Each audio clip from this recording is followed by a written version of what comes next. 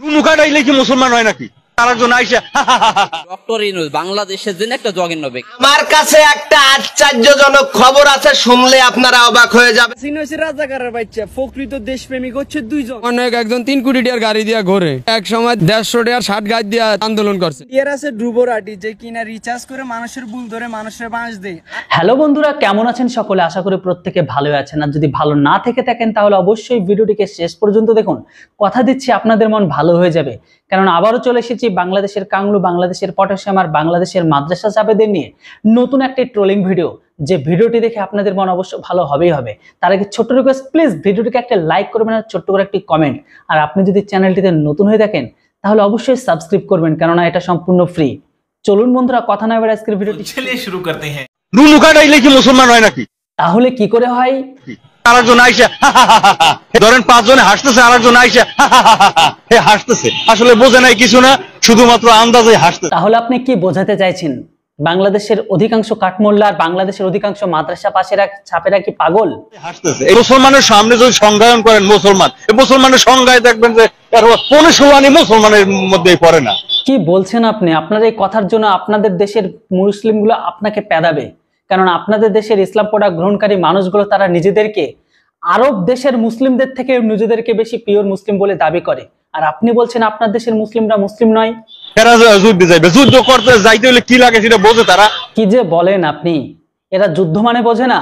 বর্তমান সময়ে যুদ্ধ করার জন্য এদের কাছে আছে ইমানি শক্তি। এছাড়া রয়েছে কিছু কিবোর্ড যোদ্ধা যারা বর্তমান সময়ে ফেসবুকে অলওয়েজ জয়ী হয়। আর আপনি বলেন কি এরা যুদ্ধ বোঝে না?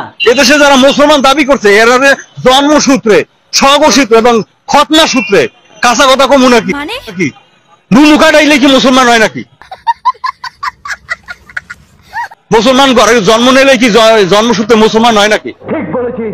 যুদ্ধে যাবে, ইসরায়েলদের পরাজিত করতে যাবে, এটা মুখ দিয়ে বললেই হইলো। আমাদের ইমানি বল শক্তিতে ওরা কিছুই না। ওরা 50 জন সৈনিক, আমরা একজন, সমান। আন্দাজে আপনি এক জায়গায় যাইয়ে জীবনটা শেষ করে লিখবেন, জীবনের দাম নাই।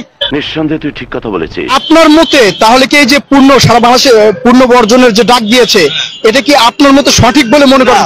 সঠিক বলেছে। পণ্য বর্জন করতে হলে আগে এই পণ্যের অ্যাবসেন্সে, এগেনস্টে আপনি কি করবেন সেটা আপনি ধরেন সাংবাদিকতা করেন, হ্যাঁ, আর সাংবাদিকতা পেয়ে সামনে বাদ দেবেন, তো এটা বাদ দিয়ে করবেন নাকি চুরি করবেন? আল্লাহর রাস্তায় কিছু বিখ্যাত হয় এর বাদ দিয়ে আপনি আরেকটা পেশা রেডি করতে হইবে না, যে আপনি রিক্সা চালাইবেন নাকি সচিবালয় সচিব হইবেন, এটা একটা তৈরি করতে হবে না? আপনার অ্যাবসেন্সে একটা কিছু রেডি করতে হবে না? আপনি আইসাই একটা জিনিস বন্ধ করে দিবেন। বাংলাদেশিরা একটা জিনিস ভালো বানাতে পারে, সেটা হচ্ছে ইমানি দণ্ড দিয়ে এক একজন 10টা-12টা করে বাচ্চা নেওয়া। আর এরা সেই সমস্ত জিনিস পণ্যগুলো বা জিনিসগুলোকে বয়কট করে যেটা এখনো পর্যন্ত তারা নিজেরাই তৈরি করতে পারে না। ভাবুন এদের বিকলাঙ্গ বুদ্ধি। ইহুদি খ্রিস্টানরা দীর্ঘদিন ধরে এই মার্কেট তারা দখল করছে, সারা বিশ্বের মার্কেট তাদের দখলে, মার্কেটের নেতা তারা, না বললেই চলে। এত কোয়ালিটি সম্পন্ন। আপনি একটা পণ্যের উদাহরণ দেন, এই যে আপনি একুয়াফিনে পানি, আপনি দেখান তো একুয়াফিনে পানির সামনে আর একটা পানি আছে কিনা, এত পিউরিফাই পানি আছে কিনা? এটা মানুষের দরকার না জীবন ধারণের জন্য পানি? তাহলে প্রশ্ন হচ্ছে এই মুহূর্তে তাহলে আসল দেশপ্রেমিক কারা? কেননা এখন তো তারা দাবিও তুলেছিল যে শেখ হাসিনা নাকি রাজাকার, শেখ হাসিনা নাকি স্বৈরশাসক। তাহলে তাদের আসল দেশপ্রেমিক কে? রাজাকারের বাচ্চা প্রকৃত দেশপ্রেমিক হচ্ছে দুইজন। একজন হচ্ছে পাকিস্তানি রাজবংশদূত সাংবাদিক ইলিয়াস হোসেন, আরেকজন হচ্ছে ফিনাকি ভট্টাচার্য। এইটাও সম্ভব? এই দুই সুদানি ফুয়ার কাজ হচ্ছে গুজব ছড়ানো। ভাই এর হচ্ছে প্রকৃত ভিউ ব্যবসায়ী, দেশপ্রেমী না, বুঝছো? আমার কাছে একটা আশ্চর্যজনক খবর আছে, শুনলে আপনারা অবাক হয়ে যাবেন। চাচা কি খবর? শোনার জন্য অধীর আগ্রহে বসে আছি, তাড়াতাড়ি বলুন। এই সুদখোর মহাজন আমেরিকায় বসে রাশিয়ান মেয়ে বিয়ে করার সময় ইসলাম ধর্ম ত্যাগ করছিল। চাচা, সুদখোরের সম্পর্কে এত বড় তথ্য গোটা দেশ আপনাদের থেকে লুকানো আছে? সুদখোর রাশিয়ান মেয়েকে বিয়ে করেছে?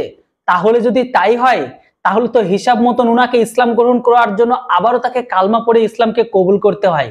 তা কি উনি কালমা পড়ে পুনরায় আবার ইসলামকে গ্রহণ করেছে? কি বলেন আপনি? পরবর্তীতে কি এই সুদখোর মহাজন কলেমা পড়ে মুসলমান হয়েছে কিনা সেই খবর কি আপনারা রাখছেন? তাহলে চাচা উনি যদি ইউনুস চাচা যদি কালমা পড়ে ইসলামকে গ্রহণ না করে তাহলে তো হিসাব মতন কাফের। আর উনি বা আপনাদের দেশে বড় বড় জ্ঞান দিচ্ছে আপনাদেরকে নিয়ে, এটা কিন্তু ঘোর অন্যায়, এটা তো সহ্য করা যাবে না। ভালো করে খোঁজ নেবেন, নিয়ে কিন্তু আবার জানাবেন। আপনার কাছে জানার জন্য অধীর আগ্রহে বসে থাকলাম আমরা। আর তুমি মৌলবী তারে নবীদের সাথে তুলনা করছো, তুমি কিন্তু কাফের। স্যার আপনি একটু বাইরে গিয়ে আবার ঢুকেন, আমরা আপনাকে দাঁড়ায় সম্মান করি। তাহলে চাচা, ডক্টর ইউনূস বাংলাদেশের জন্য এখন কেমন ব্যক্তি? ডক্টর ইউনূস বাংলাদেশের জন্য একটা জঘন্য ব্যক্তি। কথাটা ঠিকই বলেছেন, কারণ আল্লাহর পবিত্র কোরআনের অমান্য করছে। ডক্টর ইউনূস যত বড় জ্ঞানী হোক, বাংলাদেশের জন্য পৃথিবীর মধ্যে মুসলমান কান্ট্রির জন্য একটা কলঙ্ক। ভাই ইউনূস চাচা কি এমন করলো যার জন্য আপনি এত বড় কথা বললেন? তবে এটা সত্য কথা, কোনো বাংলাদেশি ভিউয়ার্স যদি কখনো তার অন্য দেশ বা তার দেশের ঘরের ভেতরে কোনো মানুষ সম্পর্কে দুর্নাম করে, তো এটা সেখানে কনফার্ম ধরে নিতে হবে সেই ব্যক্তিটা তাদের পিছনে ভালোভাবে মেরেছে। মনে হচ্ছে ইউনূস চাচা আপনাদের পিছনে এমন মারা মেরেছে যে পিছনে তো লাল হয়ে গেছে আর মাথায় লাল বাতি ঘুরিয়ে দিয়েছে। যেটা ইসলামের বিরুদ্ধে, সে যত বড়ই ফেরেশতা হোক, সেটা আমি মুসলমান হিসেবে তার সমর্থন করিনি। আর ওয়ার দ্বারাই কখনো রাষ্ট্র চালানি সম্ভব না।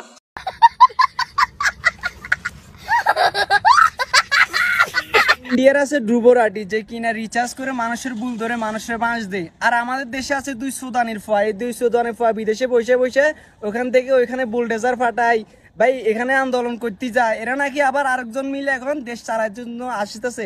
ভাই এদের ব্যাকগ্রাউন্ড একটু চেক করে দেখ, এদের ওষুধ খাইয়ে 289 জন মানুষ মারা গেছে, তারপরে কেমনি তোরা ওদেরকে বিশ্বাস করছ? ভাই আমি বুঝি না।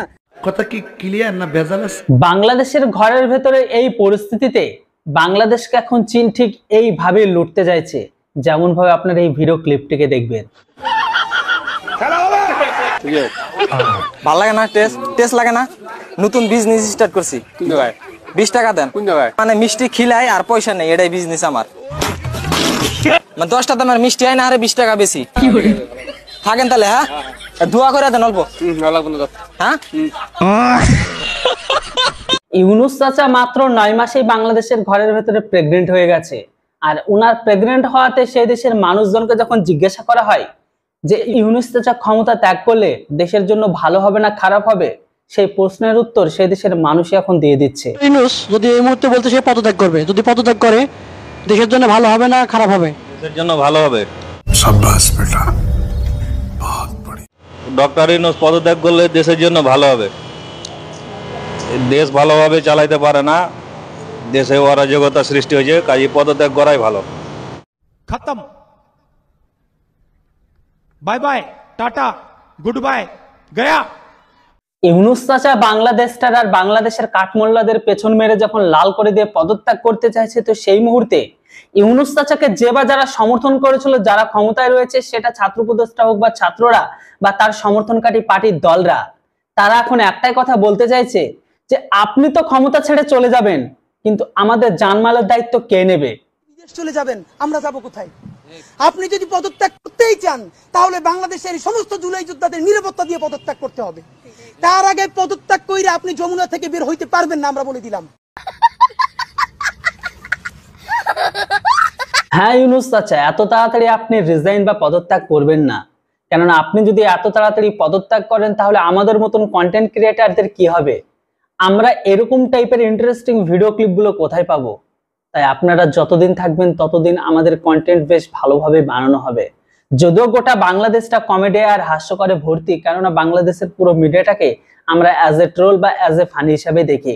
তাই প্লিজ আপনি এত তাড়াতাড়ি রিজাইন করবেন না, তাহলে আমাদের সমস্যা হয়ে যাবে।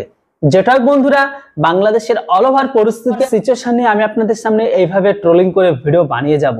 যেটা হোক, আজকের ভিডিওটা কেমন লাগলো, বাংলাদেশের বর্তমান সিচুয়েশন সম্পর্কে আপনাদের যা মতামত অবশ্যই কমেন্ট বক্সে লিখতে পারেন। আর হ্যাঁ, প্লিজ ভিডিওটাকে লাইক করবেন আর চ্যানেলটিতে নতুন হলে সাবস্ক্রাইব। আবার দেখা হচ্ছে, কথা হচ্ছে নতুন একটি বাংলাদেশি ভিডিওতে। ততক্ষণ আপনারা সবাই ভালো থাকবেন, সুস্থ থাকবেন। Thanks for watching. জয় হিন্দ, বন্দে মাতরম।